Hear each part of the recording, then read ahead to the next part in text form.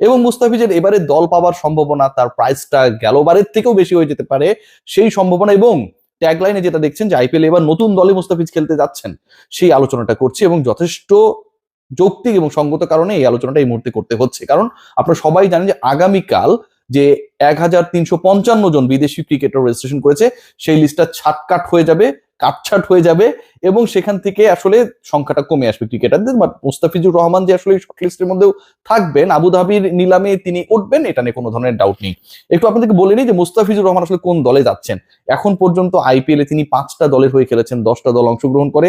Sunrisers Hyderabad হয়ে তিনি খেলেছিলেন প্রথম আইপিএল 2016 সালে, মুম্বাই ইন্ডিয়ান্সের হয়ে খেলেছিলেন তিনি পরবর্তী সময়ে, রাজস্থান রয়্যালসের হয়ে 2021 খেলেছিলেন, দিল্লি ক্যাপিটালসের হয়ে 2022 খেলেছেন, 23 খেলেছেন, এবং সবচেয়ে মজার ব্যাপার যে সবশেষ আসর সেখানটা আমরা দেখেছিলাম দিল্লি ক্যাপিটালসের হয়ে মুস্তাফিজ পারফরমেন্স করেছেন, এবং চেন্নাই সুপার কিংস এর হয়ে মহেন্দ্র সিং ধোনির দলের হয়ে তিনি খেলেছিলেন 2024 আসর।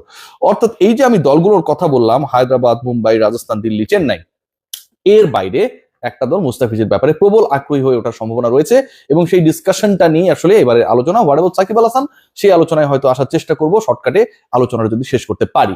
দেখুন, মুস্তাফিজের গত আইপিএল এর পারফরমেন্স যদি আপনারা দেখেন, তাহলে সেটা অনেককেই আসলে ঈর্ষান্বিত করেছিল, অনেককেই হতাশাগ্রস্ত করেছিল এবং আফসোসে ভাসিয়েছিল। 3টা ম্যাচ খেলার সুযোগ পেয়েছিলেন, শেষ মুহূর্তে তাকে ডাকা হয়েছিল রিপ্লেসমেন্ট ক্রিকেটার হিসেবে, এবং সেই 3 ম্যাচে তিনি দিল্লির হয়ে 4টা উইকেট নিয়েছিলেন। সেই 4 উইকেট নিয়েছিলেন 3 ম্যাচে, উইকেট লেস ছিলেন যেই ম্যাচটায়, সেই ম্যাচটাও বেস্ট ইকোনমিক্যাল বোলার ছিলেন, সবচেয়ে কম রান দেওয়া বোলার ছিলেন, এবং সেই ম্যাচে তার দল 10 উইকেটে হেরেছিল, মানে মুস্তাফিজের কিছু করার ছিল না। মুম্বাইয়ের বিরুদ্ধে যে ম্যাচ খেলেছিলেন সেই ম্যাচেও শুরুতে মুস্তাফিজ বল করেছিলেন, রোহিত শর্মা উইকেট নিয়েছিলেন।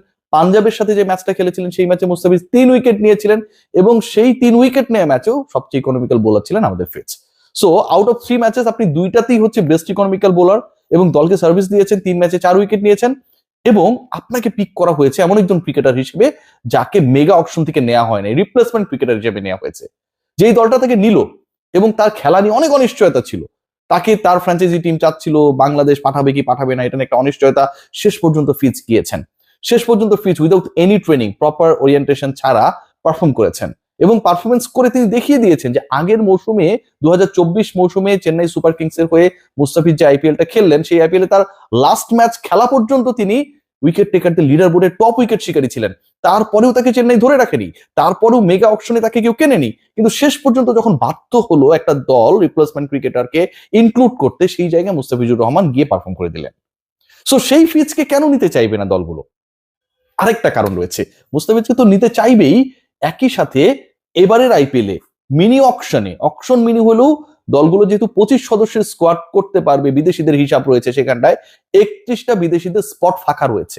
এখন এই যে 31টা বিদেশিদের স্পট ফাঁকা রয়েছে, 50% যদি আমি করি, যে 31টার মধ্যে হয়তো বিদেশি 16 জন ব্যাটসম্যান বা ব্যাটারকে তারা ঢোকানোর চেষ্টা করবে, বাকি 15টা বা 16টা কিন্তু বোলিং ডিপার্টমেন্টের যারা আসলে জেনারেল হিসেবে কাজ করেন তাদের জন্য স্পট। সো আপনি যে 14, 15, 16টা বোলার নেবেন, সেই 15-র মধ্যে বাংলাদেশের ফিজ কি থাকবে না? অনেক বড় বড় বোলার থাকতে পারেন, কিন্তু সেই বোলাররা তো অলরেডি আইপিএল এর বিভিন্ন দলের সাথে আছেন। অকশনে ওঠা বোলার যারা, পেসার যারা স্পেশালি, সেই অকশনে ওঠা পেসারদের ক্ষেত্রে যদি 31 বিদেশির মধ্য থেকে 15 জন বিদেশি পেস বোলিং ডিপার্টমেন্টের হয় বা বোলার হয়, ডেফিনেটলি মুস্তাফিজ সেখানটায় খুব ভালোভাবে থাকবেন। 5 জন হলেও মুস্তাফিজ থাকবেন according to the performance of last 2 season. নতুন যেই দলটায় মুস্তাফিজ খেলতে পারেন বা খেলতে যাচ্ছেন, সেই দলটাও খুব interesting, Kolkata Knight Riders. Why I am discussing about Kolkata Knight Riders? তিনি চেন্নাইয়ের হয়ে খেলেছেন, তিনি মুম্বাইয়ের হয়ে খেলেছেন, তিনি দিল্লির হয়ে খেলেছেন।